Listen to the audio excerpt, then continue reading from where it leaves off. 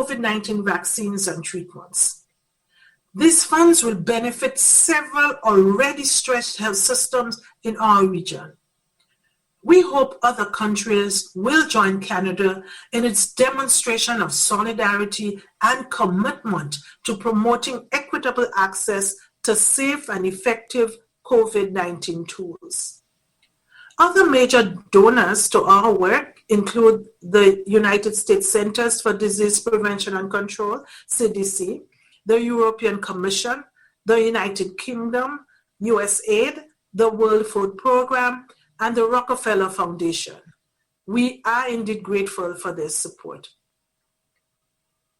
This year, the Americas and indeed the world face the largest public health challenge of our time. But this week, we were inspired by seeing the first people in our region get vaccinated against COVID-19. And while we hope 2021 will usher a new chapter in our fight against this virus, protecting the millions of people in our region with COVID-19 vaccines, we know that this will be a huge undertaking. So we must be patient and remain realistic that COVID-19 will be among us for some time. So our work to control it cannot and must not stop. Controlling the pandemic will require us to heed the lessons that we've learned thus far and to address the challenges that have long held us back: pervasive inequality and underfunded health system. 2020 was a year unlike any other. And I hope that as we look back on it, we remember it not only as the year that brought us COVID-19, but the year we finally decided to make health our top priority. Over. Muchas gracias, doctora Etienne. Vamos a pasar ahora a las preguntas y respuestas. Recuerden que pueden escribirnos a través del Q&A e incluir siempre su Q&A button, and remember to include your name and media outlet. We have already received several questions via email, and we are receiving some more via the chat. The first question that we have is from Angeline Montoya from Le Monde in France. And her question is, there was a lot of hope that COVAX would allow avoiding the vaccines getting to poor countries months after it reaching richer countries, but apparently the funds have not been obtained. What is the exact status, and could you say which countries in the region that were eligible for preferential access had to postpone their vaccination plans or had to seek agreements with labs? Dr. Barbosa, thank you for the question. COVAX continues with its mission, and this week we had the lesson from South Africa. So 190 countries in the world are participating in COVAX. I believe that's a very powerful message in terms of a process that is very widespread. Because, for example, during H1N1, there was no global coordination, but we do have that coordination today. COVAX is seeking further donations to have the necessary funds to give the countries, not only to 20% of the population, which is already being scheduled for 2021, but rather all the necessary doses that are necessary to control transmission. COVAX continues working, and we already have 2 signed agreements with producers to deliver vaccines, and we also have 2 additional manufacturers that we're working on signing agreements with this year. And as of November 23rd, we started the 3rd phase of this bidding process. And after that, we're going to have the amounts and quantities for delivery in 2021.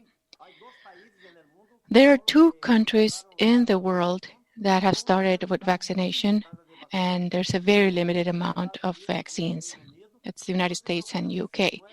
So I believe that our strength is that in addition to the countries that had their own agreements and they have quicker access, we will be highly successful to meet our expectations. And that is to say that by March of next year, we will have the vaccines arriving in the countries. And no country, as far as the second question, no country in the region had to change their strategy. Some countries in the region had bilateral agreements signed on their own account to have more options. COVAX was never presented as the only alternative for vaccination access, but the 10 countries in the region that are eligible and that will receive the vaccine without having to pay for it are already accounted for and are in the process of sending all of the documents. So our expectation continues to be very high, and that is that COVAX, in addition to helping in COVID-19, could be one of the ongoing mechanisms around the world to guarantee equitable access to vaccine research, EPP, etc., during public health emergencies of international concern. Thank you. Thank you, Doctor. The next question is from Maria Jose Núñez from Semanario Universidad in Costa Rica, and it says, what have been the mistakes that were made in European countries that pushed them back to confinement, be it errors in measures or population reactions to COVID-19, and what do we have to do in Latin America to prevent this from happening to us? Dr. Espinal, thank you, Maria Jose, for your question. There's not a single mistake or error. It's a combination of factors, rather, that impacted Europe and created this second wave. There are several to note. First of all, let us remember that the first wave went down during the summer. There was a significant reduction in numbers, but towards the end of the summer, we started seeing a rise in cases in Belgium and the Czech Republic. And measures were not taken. The social distancing, hand washing measures, and other had been relaxed. And also non-pharmaceutical measures were relaxed. So that obviously impacted the number of cases. Another significant factor was the lack of testing and tracking or test and trace system, which was implemented during the first wave, but it was discontinued over the summer. And so a little bit later, when the cases started going up, it was a little bit late, and this system was not fully implemented. So like I said, it's a combination of factors, not a single error. Non-pharmaceutical measures, public health measures, and what we saw is that as soon as those measures are re-implemented, because we know that there's been a reduction in that second wave, we're seeing that now, things change. So the thing is that not to forget the measures. If we look at Chile, we see that they have managed to flatten the curve with cases. There will continue to be cases unless massive vaccination occurs, like Dr. Barbosa said. It's a matter of mitigating, not shooting for zero cases. So our message for Latin America is to continue with those mitigation measures to prevent a peak and to prevent further deaths. Thank you, Doctor. We have two questions related to testing in Venezuela. It's from Nicole Yapur from Bloomberg and Mariana Sauquet from Efecto Concuyo. Nicole asks in English. That 340,000 antigen tests were distributed across most of Venezuela. However, the daily number of new COVID-19 cases has remained relatively low and stagnated in the past month, indicating that testing hasn't increased, she says. Does PAHO know whether the new antigen tests are being administered? If so, how many of those tests are being performed per day? Y Mariana Souquet, de Efecto Cocuyo, también pregunta And Mariana Cauquet asked a very similar question about testing, what kind of information we have, and how can we move forward with the National Assembly and the Venezuelan authorities. Dr. Ugarte. PAHO handled the antigen tests and the equipment to the National Institute of Health for further distribution to all locations that were agreed. The National Institute of Health then distributed the equipment and the readers and the tests to hospitals and laboratories at the state level. They refer that they had challenges regarding the availability of fuel, electricity, water, but also challenges in training the proper staff and personnel in those areas. But they provided initial information that they have used and implemented around 1,600 tests, and 400 of them resulted on positive. And the Vice Minister of Health, in a meeting that we had with the National Assembly advisor, also indicated that the tests are going to be increased in the following days, and that has been confirmed also by the Ministry of Health. They also indicate that there are additional challenges in terms of operations, and but they will expand the areas of coverage and operationality of the tests. En relación con la pregunta que hizo sobre el acuerdo. And in terms of the question about the agreement that Mariana asked, the agreement, after several months during which PAHO had to interact independently with each one of the parties, we managed to have both parties meet and agree specific concrete actions on how to make the agreement move forward. And during the last technical meeting that was held this week, additional arrangements were made to implement the agreement.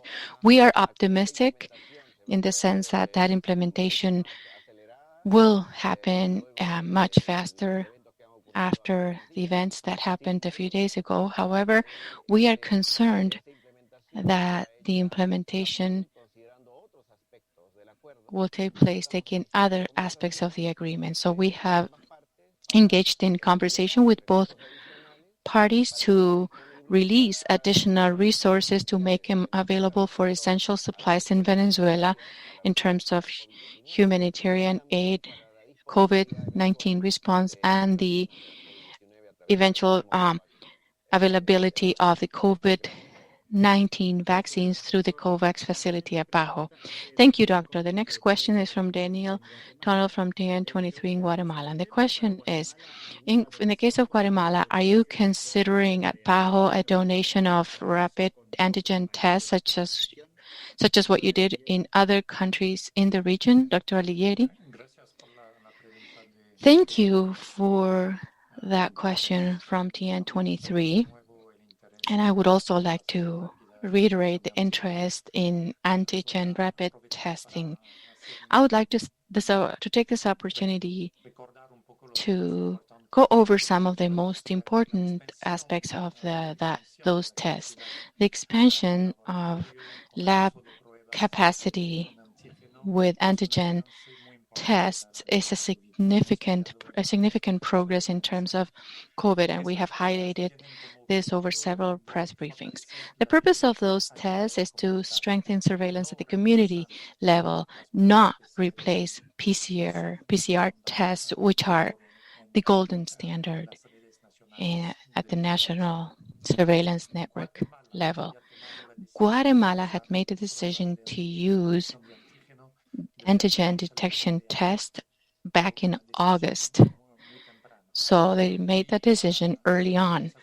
And the use of those tests was incorporated into their surveillance system. Guatemala is now purchasing antigen detection tests through PAHO's strategic fund. and currently we are processing the acquisition of 500,000 antigen detection tests. However, if cases rebound, PAHO is ready to send an emergency stock to affected countries in order to address the rebound. However, I would like to highlight that the strategic fund at PAHO can provide 24/7 support in making international purchases. Thank you, Doctor. And we have several questions related to vaccines, COVAX, and when we can expect them to arrive in the region. Gisela Salomon from the AP and Giselle Cornejo from El Mundo in El Salvador. Gisela says, some of the countries in the region, including Argentina, for example, have stated that they will soon receive vaccines from Russia and China, even though there is reluctance in providing technical details about it. The question is PAHO worried about this situation, and is PAHO offering any kind of advice or guidance to countries in Latin America? Liliana Cornejo from El Mundo newspaper would also like to know what kind of progress have been made in COVAX for countries that will receive the vaccine for free, like El Salvador. What vaccine and what dose will be given to those countries, and obviously when? What kind of date? That is to say, when can we expect these vaccines to be distributed in Latin America? Dr. Barbosa? Thank you very much for all of the questions, but the first one in connection with the bilateral countries. The countries do enter into agreements under their own responsibility. The countries do have the sovereignty to decide on the purchase of vaccines, and whoever buys a vaccine should be able to guarantee the efficacy and the safety of the vaccine.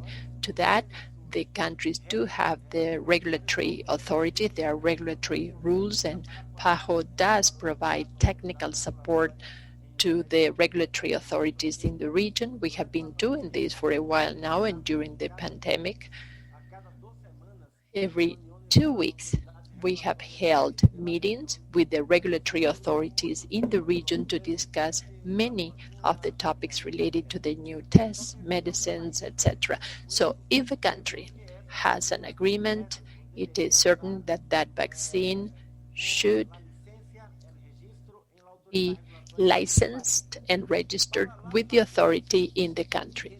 For the vaccines that will be purchased through COVAX, and that is the facility that is being led by the revolving fund from PAHO and UNICEF, we are saying that for a vaccine to be able to be sold through COVAX should have the authorization for emergency use by the pre-qualification team with WHO. So for us, the nationality of the vaccine is not important, rather the quality is. So the vaccines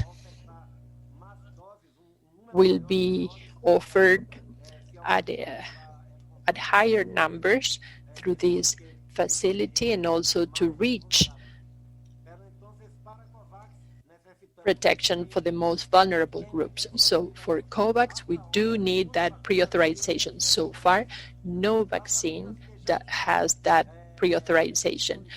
The vaccines that already have a license with the regulatory authorities that are considered as the rigorous authorities by WHO have a faster regulatory process. For example, the Pfizer vaccine that has already been registered in the US and Canada, and these are the regulatory authorities that are included in this list of rigorous regulatory authorities. The pre-qualification as emergency use by WHO will be issued in a matter of days.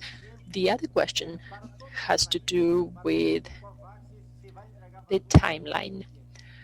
All of the COVAX countries will receive the vaccine at the same time. The countries that are paying for the vaccine in the region of the Americas are 27, and also the countries that are receiving it as a donation will receive it at the same time and in quantities proportional to their population. So if there are vaccines, for example, for 3% of the population at the outset, all of the countries, and I think that the question was about El Salvador, all of the countries and the 9 countries that will be receiving the donation will be receiving the vaccine at the same time as the 27 countries that are paying the vaccine. That is the principle behind COVAX. We do not have a date yet because, as we mentioned before, we already have a vaccine, but the amount is very small at the beginning. We don't think that any country will be receiving large amounts of the vaccine. Our goal, our expectation is to have through COVAX 2 billion vaccines for 2021, but for the first half of the year, we're expecting 65 million doses. So we are going to have the final information on December 23rd, when we closed up the third period, the third stage of the bidding process. We are going to have the bidding, we are going to have the prices, the numbers, and the timeline. I think that some producers already have this agreement with COVAX, and others are negotiating it. Thank you. Thank you very much, Doctor. The next question via chat is by Julian Neves, digital reporter with Loop Caribbean. How concerned is PAHO about the impact of the anti-vaxxer movement on the vaccine rollout in the Americas? Dr. Espinal? Thank you for that very important question. We are very concerned.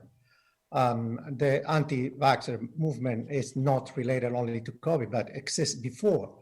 And in Latin America and the Caribbean, several factors contribute to this. Basically, influencer groups and individuals of influence who promote the anti-vaccine, lack of education and information in low socioeconomic groups also. So it is therefore very important that the national immunization programs continue educating the public about the benefits and the benefits of the vaccines. Vaccines are highly efficacious, are very beneficial. They have saved millions of children. They have prevented millions of deaths from vaccine-preventable diseases like measles, diphtheria, pertussis, and several other diseases, yellow fever. So there is no doubt one of the greatest inventions or innovations of public health has been vaccines. So it is imperative we promote vaccines, and because vaccines are tested. Of course, we understand, the COVID vaccine has been the ones approved, manufactured in or produced in record time, but they have followed the phases that are required, phase 1, 2, 3, that are required normally with other vaccines. So there's no doubt when a vaccine is announced that it's 94% efficacious, it will be effective. Of course, there's always some side effects, but not the majority usually. And the history tells us that vaccines are a great public health good, and we should continue promoting vaccines and not abide by the anti-vaxxer movement. Thank you. Gracias, doctor. La siguiente pregunta es de Giovanni Schiffman. Thank you. The next question is by Giovanni Schiffman from La Prensa in Nicaragua, also in connection with the vaccines. In Nicaragua, what are the protocols or parameters to be met by the government of Nicaragua for the administration of the COVID-19 vaccine? He's also asking about quantities, and Dr. Barbosa already explained the quantities through the COVAX mechanism, and he's also asking whether PAHO will be working with the country to determine the population's that will be administered the vaccine. Dr. Ugarte. Thank you, Giovanni, for this question. PAHO has provided Nicaragua the guidelines for the drafting of the vaccination schedule for COVID-19. We have provided guidelines and support that include the drafting of the plan for vaccination, but also to make sure that first, the priority groups for vaccination need to be identified to have the cold chain as well as the supplies that are needed to timely deliver the vaccines to the population in general. But this was given priority, and it has been already mentioned that the availability of the vaccine will be limited at the beginning. And as you know, Nicaragua is one of the 10 priority countries in the region of the Americas. So all in all, we could probably cover up to 20% of the risk groups by following that roadmap.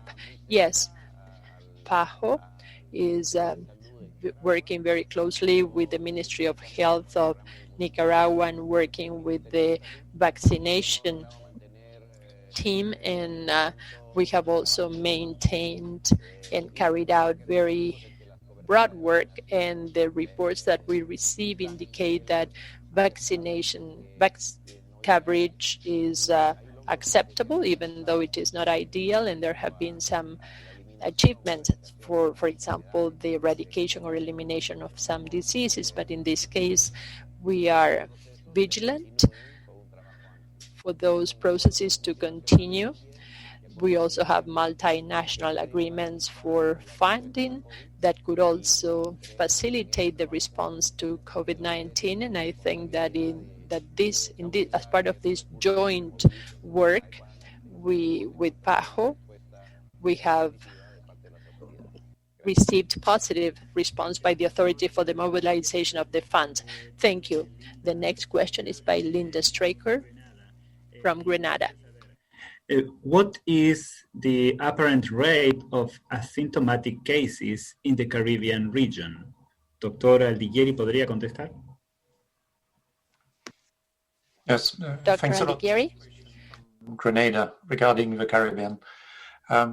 We do not have specific information of a rate of asymptomatic cases in the Caribbean regions. However, from several studies published in Europe, in the US, in Canada, we know that there is a 40% asymptomatic rate among the person tested. But we can expect that countries with a younger population pyramid have a higher proportion of asymptomatic infections. In the Caribbean, the median age is 32 years. There are great differences between countries and territories in the Caribbean. It ranges from 24 years median age in Haiti to 47 years in median age in Martinique.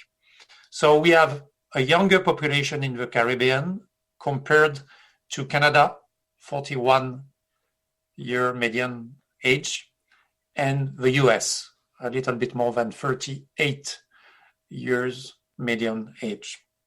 So we can expect on average that a somewhat greater rate of asymptomatic rate in the Caribbean compared to the US and Canada. That said, we do not expect that this would have major implications, because the countries and the territories in the Caribbean are well performing in terms of contact tracing and managing also the quarantine of their contacts once detected. So everything in the context of layered measures to control COVID-19 for avoiding transmission from asymptomatic infections. I hope I have answered the concerns from our colleague in Grenada. Thank you. Gracias, doctor. La siguiente pregunta es de Thank you, Ariel. doctor. The next question is by Ariela Navarro from AFP.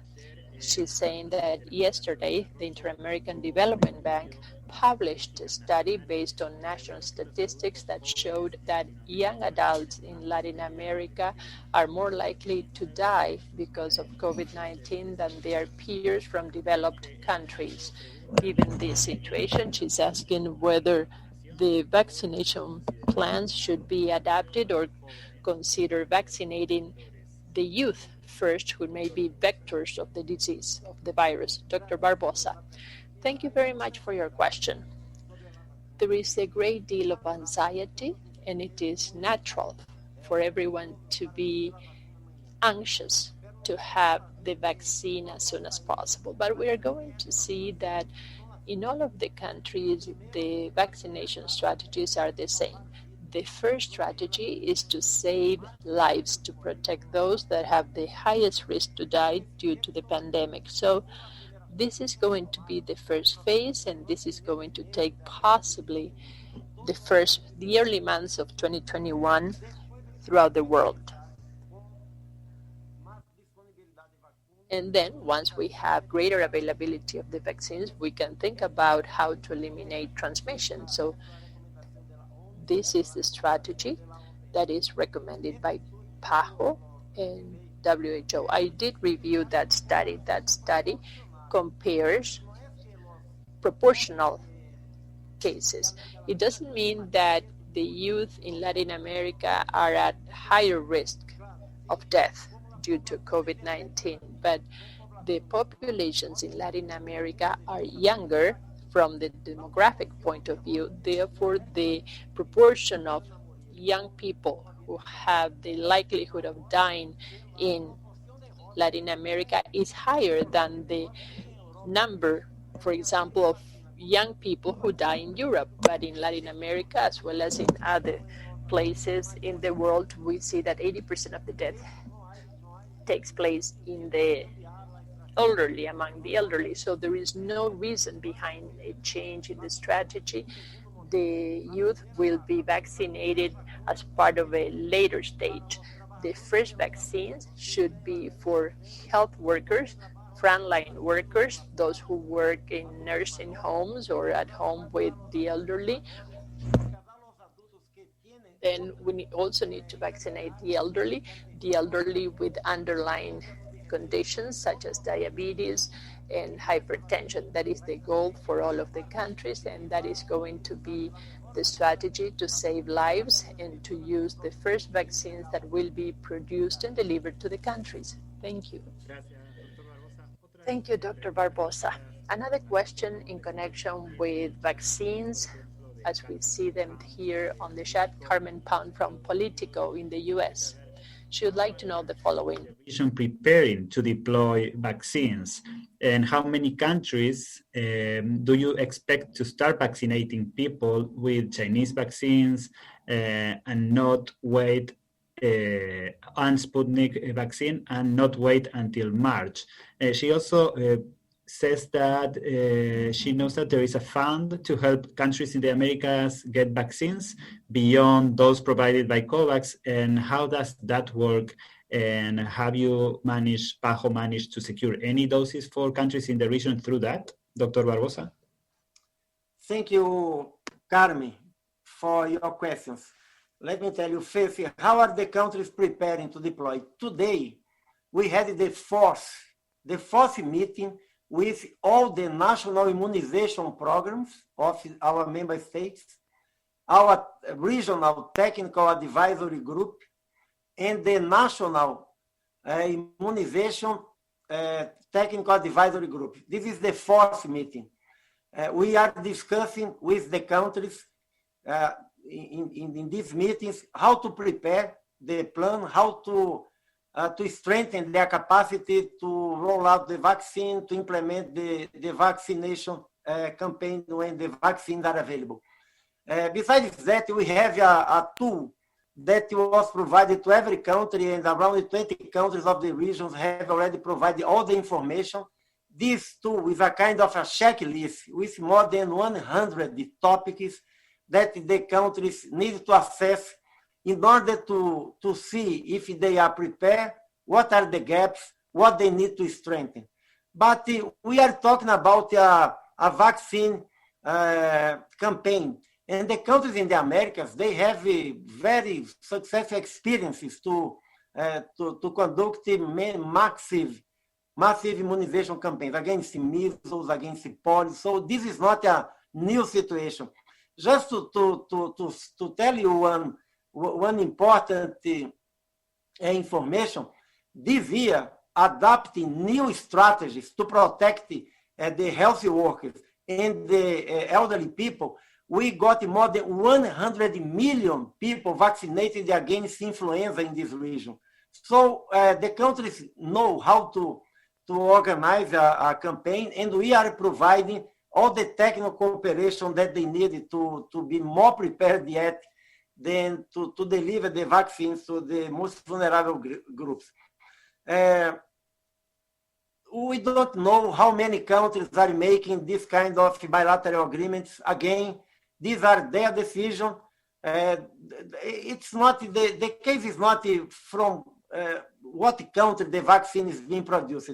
The main question is if the vaccine has performed all the steps that every vaccine needs to perform before being licensed and recommended to be used. So I think that we are providing all the information to the countries about COVAX. Again, we have 37 countries in the region that are engaged with COVAX facility. 10 of them will receive the vaccine free of charge as a donation. The other 27 are self-financing countries, and all of them are working together. And this is, I think, that the most important thing. Some countries in the region, the countries that they have money to do that, are making bilateral agreements. But I don't know if this statement that these vaccines will be in the region before the vaccines through COVAX, I don't know if this is a reality. I don't know where really these vaccines are licensed and where are these vaccines being used. So let's walk the steps that you need to walk and to get all the vaccines licensed, pre-qualified by WTO, purchased through COVAX, that the countries with this will receive high-quality vaccines to protect their population. And the last question is about the fund. Yes, we have a revolving fund. The revolving fund is part of a comprehensive package of technical cooperation that we provide to the countries in the Americas about the vaccines and immunization. And the revolving fund and UNICEF are coordinating, are leading the bidding process for COVAX facility. So we don't have a parallel fund that is making a bidding process, no. PAHO's revolving fund and the UNICEF, we are together leading the bidding process for COVAX facility that will be closed by the 23rd of December. Thank you. Gracias, Dr. Barbosa. Dr. Ugarte. Thank you, Dr. Barbosa. Dr. Ugarte, would you like to add something in connection with your questions regarding Nicaragua? Yes, thank you very much, Sebastian. Thank you very much for this opportunity to add some further detail. I mentioned that the vaccination coverage in Nicaragua was good, but not ideal for most of the vaccines. However, I have reviewed the data, and most of the vaccines are at coverage level. This is very important to highlight the work being done in that area. Thank you. Thank you, Doctor. The next question.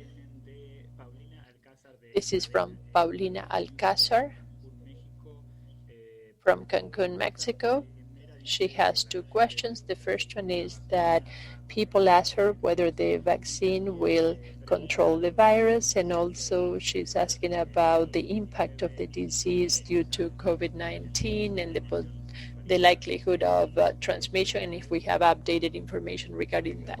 Dr. Espinal, thank you very much for the question. Paulina, the vaccine will help control the virus and eventually in the long term, because it's going to take significant amount of time to vaccinate everyone in the world, but this is going to be important. But next year, for example, will be a combination of slow vaccination, but also non-pharmaceutical measures to mitigate, for example, hand washing, social distancing measures that help, wearing masks, and the studies have already shown that these measures work. There have been other studies, but we continue to see evidence that this can interrupt transmission of the virus. So the vaccine will help, but this is not going to happen overnight. As to reinfection is possible, but based on the evidence, the likelihood is low. So that's where we need to focus. We need to focus on the actual infections and creating immunity. It says that the immunity is between 4 and 5 months, takes between 4 and 5 months, but we are also seeing evidence that reinfection may be milder, and also the rate seems lower. Some studies have shown 1 case every 10,000 infected individuals.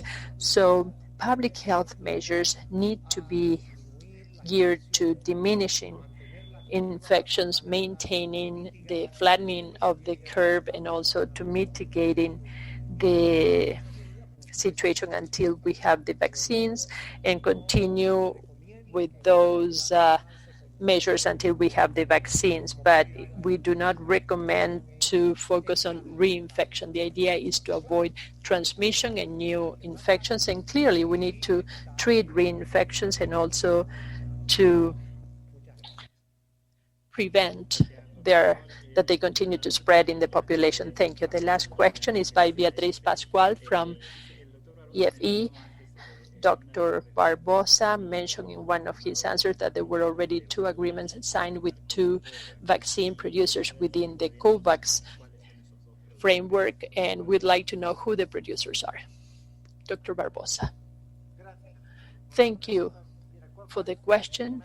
COVAX is a mechanism that is trying to work with a basket of producers. We already have 2 producers that have already signed an agreement that are offering this for 2021, and we also have 2 other producers that are negotiating, and we are going to have even more producers once we close this process for the acquisition of the vaccine that is going to be on the 23rd of December.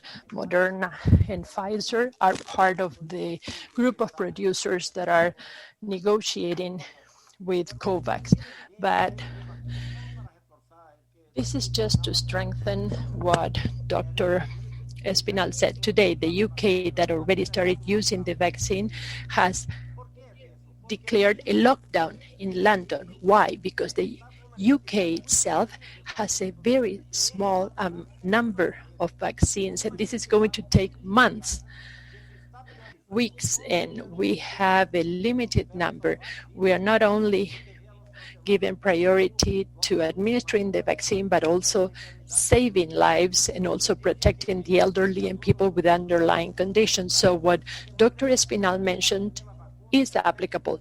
On top of the anxiety for having the vaccine, we need to properly implement the measure that we do know can diminish transmission and also protect the elderly, protect people, and avoid the deaths that are happening in an acceptable way because of the transmission of COVID-19. Thank you.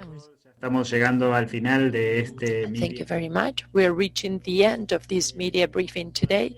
We still have several questions in connection with vaccination. I have tried to put together the main questions, by Alejandro Riano from MinWisconsin.com in connection with the timeline for the vaccine and access. And in English, the question is the following. Starting to see vaccination happening in the Northern Hemisphere, how soon in 2021 do you expect Latin American and the Caribbean to be fully vaccinated and the pandemic controlled? Doctora Etienne? So let me thank you for the question. And as I can see, there is continuing to be a lot of interest in the vaccine. Let me start by saying that it is extremely encouraging that we have a vaccine registered and that several more are in late stage development. And that has happened in less than a year. And this really is totally unprecedented. It is truly a historical feat. So developing this first generation of vaccines in such a short time frame, I think was a result of great ingenuity, but also of the robust investment and the global collaboration. What is clear is that without the adequate resources and the effective engagement of the world's best scientific minds, it really would not have been possible. In the same way, our region has to approach access to a vaccine and to other tools with an all-hands-on-deck approach and really unprecedented investments to accelerate access. This is important now as we prepare, and in a few months, once doses start reaching all of our countries in the region. Getting a registered vaccine, as important as that is just the first step. It is not nearly enough to control the pandemic. And we need to take that into consideration. We need to take into consideration that it's going to be several months into 2021 and even 2022 before we can immunize significant amounts of people. What we know is that we've worked hard in the last 10 months, but 2021 will be the year in which we will work even harder. It will take continued unprecedented efforts to ensure, one, that we have enough doses, that we have the appropriate funding and the right programs in place to deliver a vaccine. And you've heard from Dr. Barbosa that we are already working with member states to ensure that they will be ready to deliver that vaccine. But at the same time, countries cannot get complacent. We have to continue to promote the appropriate public health measures to control cases, such as mask wearing and social distancing. These have also been stressed by Dr. Espinal and Dr. Barbosa. And of course, patients will need to be tested, isolated, cared for, and we must continue to quarantine suspects. None of this can stop even as we vaccinate, or we will put too many lives at risk. And we need to reiterate that, because many people believe if you get vaccinated, you are immunized, then you would be able to stop all of the other public health measures. Those will continue well into 2021 and possibly even beyond. So I am fully aware about the enormity of the task ahead. And we must not fool ourselves. It won't be easy, neither is it going to be quick. But ultimately, and I am optimistic about our ability to mobilize the will of power and the resources that will be required in the new year to overcome this pandemic. So it is a long haul, and we are going to be in it together and for the time that is necessary that we can confront this pandemic and stop its transmission. So let me take this opportunity to thank all of you in the media who have accompanied us for the greater part of this year and that you have supported our work. And I want to take this opportunity as well to wish all of you a joyful and a safe holidays. and best wishes for a happy, fulfilling 2021. Thank you, and we'll see you on the 4th of January. Muchas gracias, doctora Etienne, y muchas gracias a todos por Thank you acompañar. all. Thank you all for being with us today.